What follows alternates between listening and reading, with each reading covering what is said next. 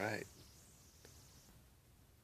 Hi, I'm Wendy Bash with Rise and Shine Pilates and Wellness, and we are going to start off today with a basic Pilates mat exercise. So this is just something that you can do at home. I'm starting to learn some of the basic principles of Pilates, and it's just going to take about 15 minutes. We're going to hit all of the major muscle groups in the core, okay? So go ahead and lay down. This is a great way to get started in just settling into the breathing. So when we think about Pilates, we always think about everything being long. So you want to think about reaching the crown of your head out and the tailbone the opposite direction. So you're putting space in between all of those vertebrae.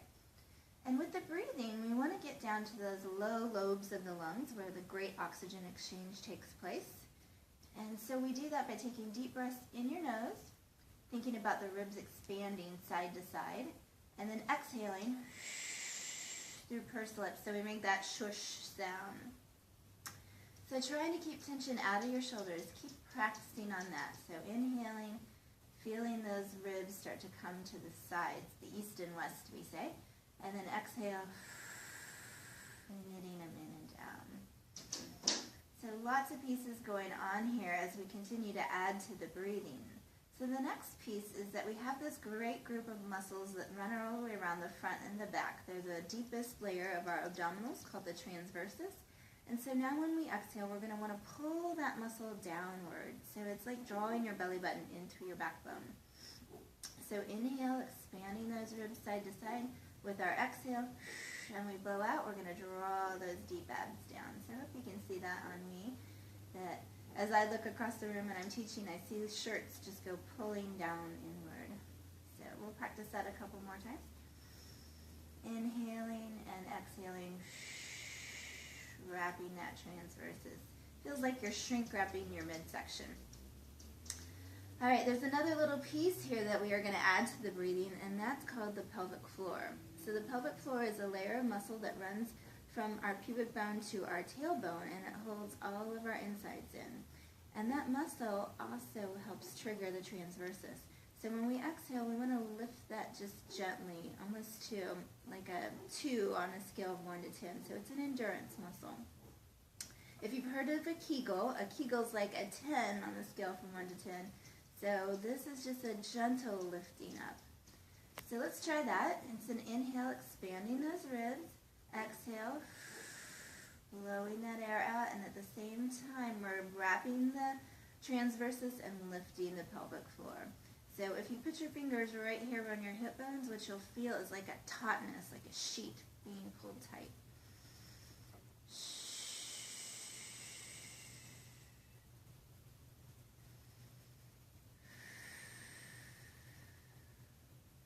Good, and we always have to remind everybody to relax your shoulders. I'm reminding myself right now not to let any of that tension go up into my shoulders. So now we've got all those basic parts of the breathing in Pilates. So the ribs expand up and out. They knit and close in like an accordion when you exhale. You're exhaling through pursed lips, so making that shush sound. The transversus is wrapping around, and the pelvic floor is pulling up.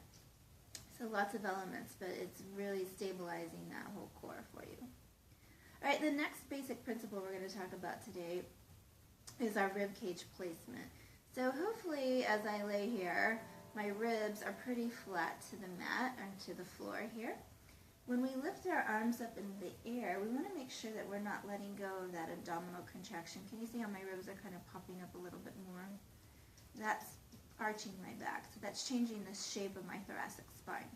So what I'm going to try to do is keep the abdominals connected here, so the rectus inserts right here on the rib cage, and as my arms come up overhead, I'm going to try to keep that connection so my ribs aren't popping, so my abs are working a lot more. The same is true when I bring my hands down to my hips. A lot of times we'll kind of get into this upward shoulder and this downward forcing of the bottom rib there. So we just want those ribs to lay nice and soft on the mat the entire time while the arms are coming up. So arms come up, I'm knitting my ribs down. It's actually a lot harder than it looks. Bring your fingertips up to the ceiling, and then you're going to let those hands come down and widen the shoulder blades without forcing that bottom rib down.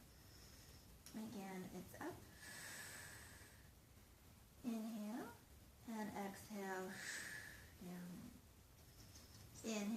fingertips to the ceiling. Exhale, knitting those ribs, keeping them from popping. And then inhale, fingertips to the ceiling. And exhale. Good. One of the keys I use a lot in my classes is to open up the collarbones to the ceiling. So a lot of times our shoulders will come forward and we'll get into a V shape here. And so we want to think about opening those collarbones so they're wide, so they're more of a straight line rather than that V shape. Okay, the next principle that we're going to cover is called pelvic stability. So when our pelvis is in its neutral position, our hip bones and our pubic bone are going to be flat to the ceiling. So they're parallel with the ceiling. Now we use another little pelvic position to help us when we need to strengthen our abs a little bit and our legs go up in the air. And we call that an imprint position. So I'm going to move my hand so you can see as I tip my hip bones backwards, my lumbar spine, my low back is making an imprint into the mat. And you can see pretty good on me because I have an exaggerated lumbar curve. You can get your hand all the way through here. So it takes a lot for me to get into that imprint position. My ribs and hips are connecting here. And now I'm using another layer of abdominals, or obliques, my obliques, to get those hips anchored down. And like I said, the reason that we use this is when we bring those legs up into the air, we call this an open kinetic chain. So this is our tabletop position. If our abs aren't strong enough, what happens is we start to tip like this, and as you can see, that's just arching my back a little bit more. So we're going to tip the opposite direction into the imprint and use those obliques to help me keep my legs out. So some people are strong enough to keep their pelvis neutral when their knees are bent, but then once you start to add the longer lever of extending them, it gets a lot harder and you want to arch. So that's where that imprint position comes in. So one way to just work on that is going back and forth from a neutral pelvis to imprinting your spine. Another thing that happens when we're working on this is a lot of times people start to arch their back up between their shoulder blades. We call this gripping. Can you see how I'm kind of raising my thoracic spine that's right in between my shoulder blades up off the mat?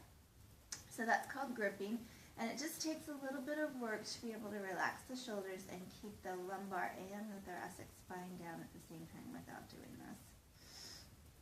So a lot of attention to those shoulders.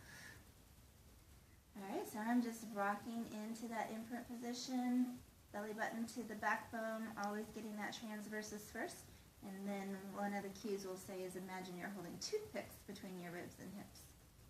And then I bring it back out to neutral. And then one more time, roll into that imprint and bring it back.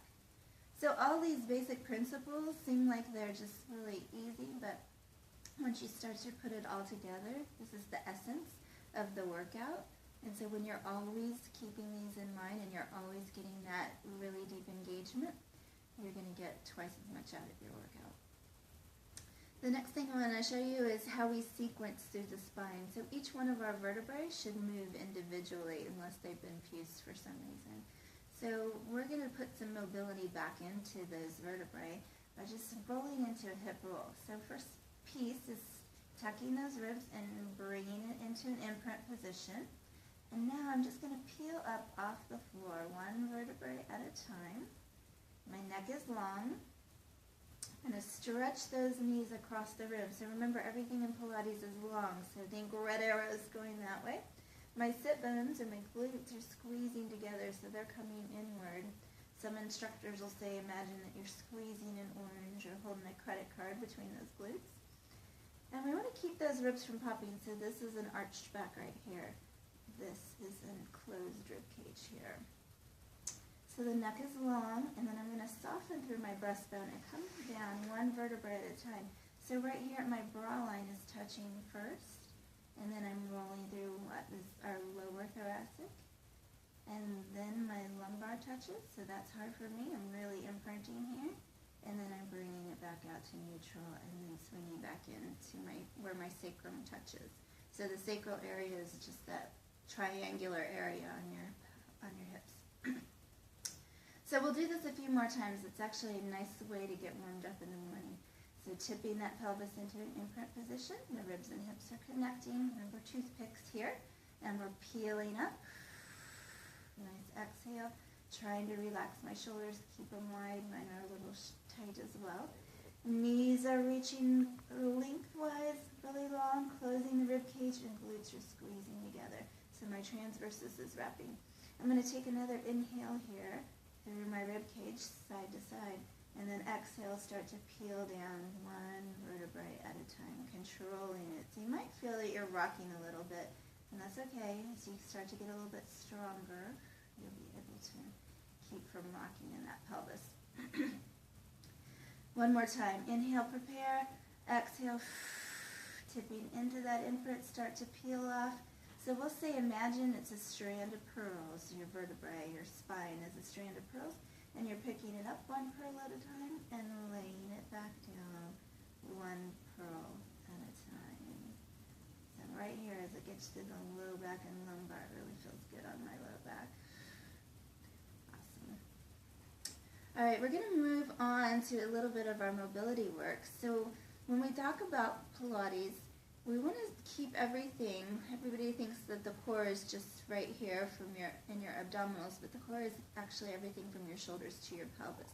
So we want to keep everything stable here before we work the arms and legs. So we want to stabilize the trunk of the tree before we work the branches.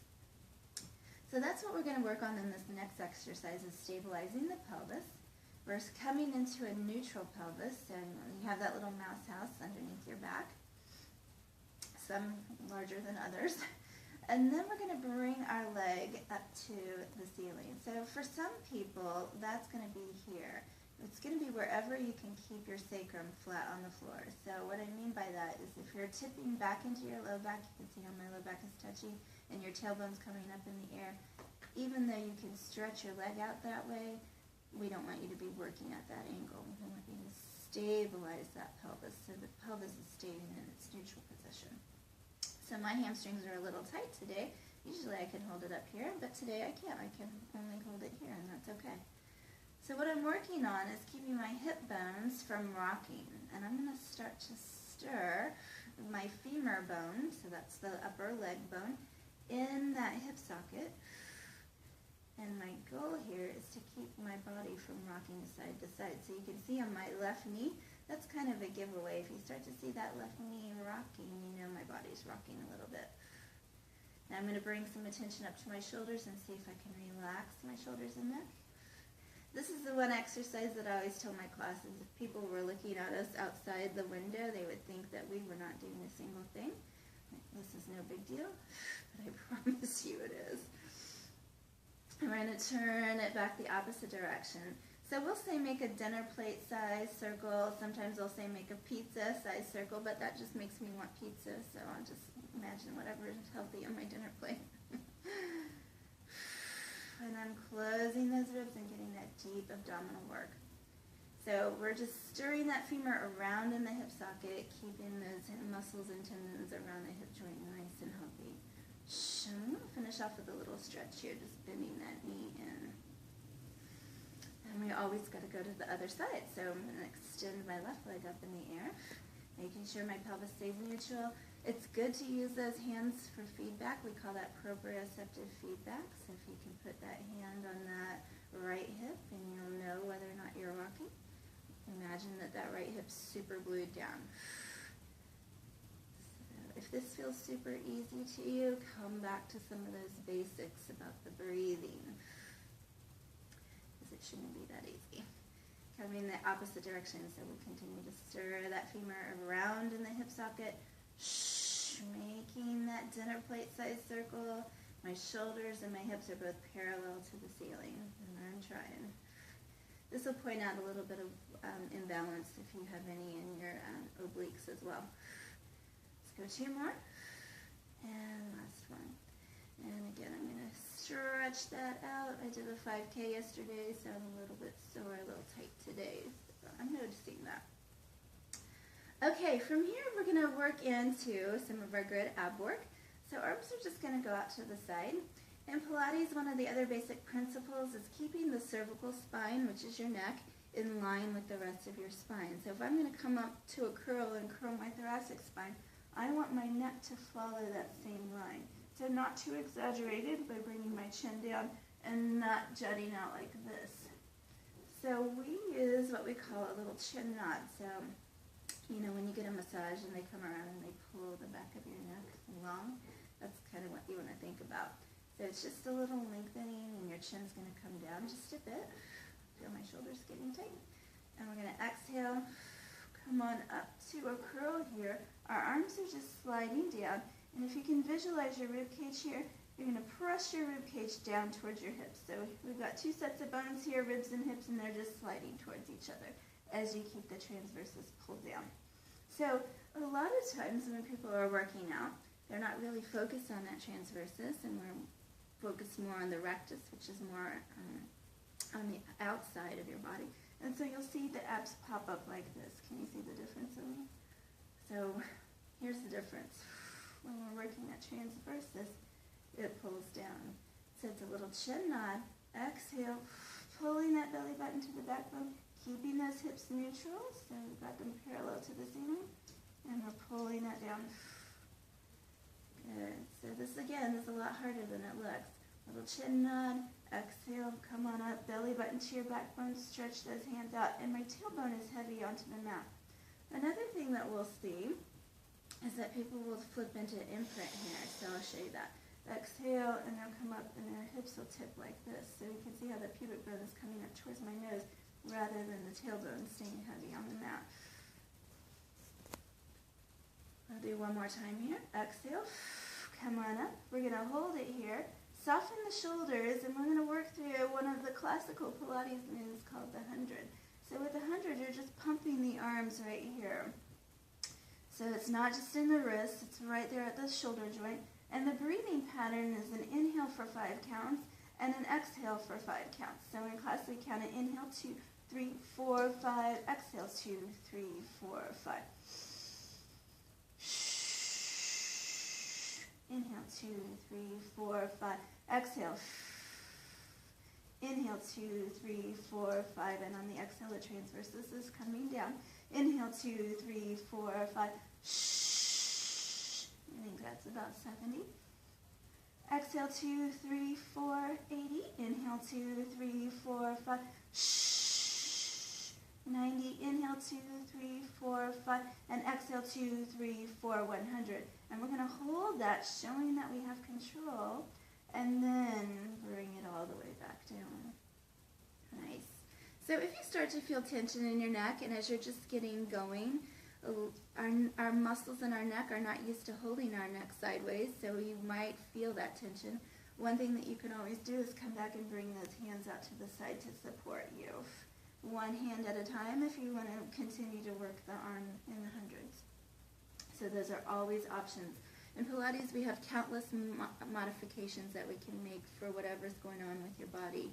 I even have people in class with injuries, wrist injuries. I've got a person in a boot right now, and we can still make it work. So that's the beauty of Pilates. There's a lot of modifications that fit for your needs. And let's finish off with moving the spine through a couple different planes. So we did what we call flexion. So this is our flexion of the spine. And if I roll over, we're going to do some extension of the spine.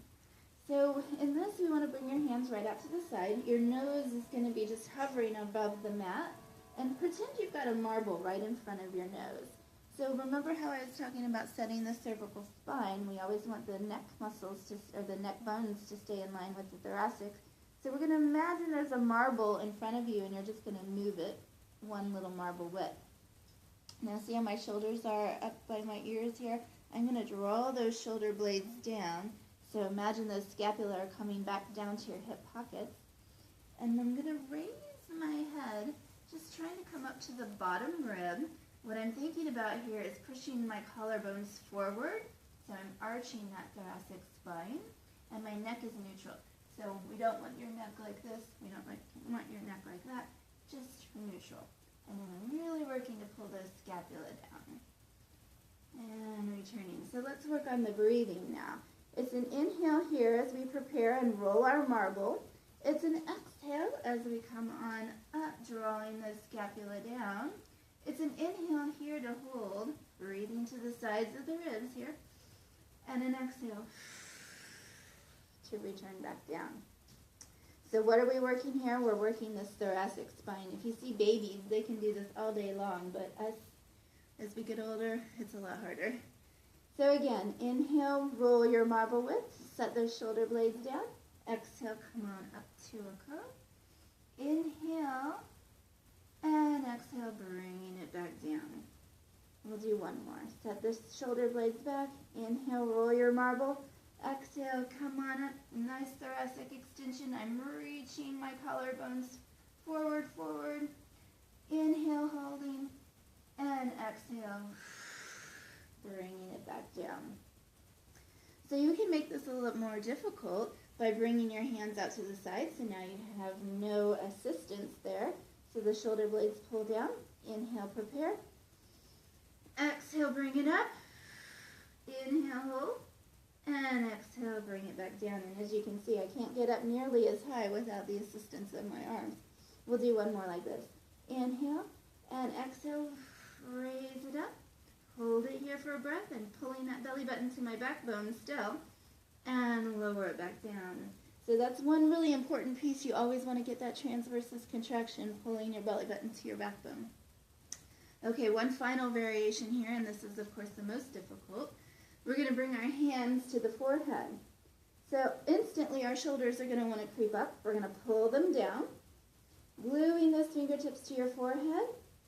We take an inhale, prepare, roll that marble width. Exhale, bring it up. Inhale, hold, and exhale, bring it back down. This is an area of opportunity for me. So we always say we all have little places where we can get better. Thoracic extension is one for me. So you can see I can't get way up off the floor. But that's okay, we're all growing in this process. I'll do a couple more because I need them. Inhale, prepare. Exhale, come on up. Inhale, hold, and exhale, bring it back down. One more, rolling that marble, pulling my shoulder blades down. Inhale, exhale, inhale, hold, and exhale, bring it all the way back down. Good. And we have a little joke in class that now is a good time for a child's pose. So my class will tell me when a good time for a child's pose is. And this is a nice little stretch for the back after you work that extension. Good. All right, one more basic move. So in Pilates, we like to move the spine through all of its different motions. So we did the flexion, we just did extension. So now we're going to do a little bit of rotation. So I'm going to sit cross-legged. Get my fuzz from my rug here. Sit cross-legged because I can do that with my legs. Now if your legs are a little bit more tight, you can extend them out. And I'm going to take my arms and stretch them out from fingertip to fingertip, and then focusing on drawing those shoulder blades down. Again, my spine is long, so I have a saying, imagine that the crown of your head is reaching up to the ceiling, like there's a little string pulling you there. And keeping my hip bones both even on the mat so I can feel both of my sit bones, I'm going to rotate. And then come deeper 3, deeper 2, and deeper 1. So that left hip's not popping up like this. Coming back to center, relaxing my shoulders, keeping the rib cage closed, and rotating over to the left side, coming deeper 3, deeper 2, and deeper 1, and back to center. So we like to describe this as a spiraling of the spine. So the spine is just spiraling one vertebrae over the other, and the ribs are just spiraling over the hips. Do a few more. Rotating to the right, exhale, deeper 3, deeper 2, and deeper 1, and back to center, and left side, fingertip to fingertip, and 1. And I'll show you what happens when you are rotating. This hip will come up. And we also see this. So try to keep those shoulders down. One more set.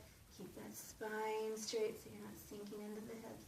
It's 3, 2, and 1, and back to the center. And last time, exhale, 3, 2, and 1.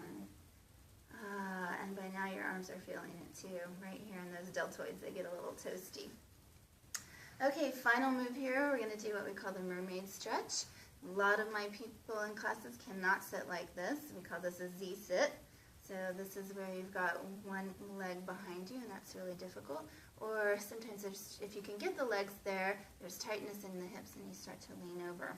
So we'll use some pads to prop you up and keep the hip bones and shoulders more parallel. But again, if you can't sit like this, no worries. Just bring your feet straight out, or you can do what we call a little loose diamond. So what we're doing now is a flexion, a side flexion. So our right arm's going to extend up, the left arm is down here.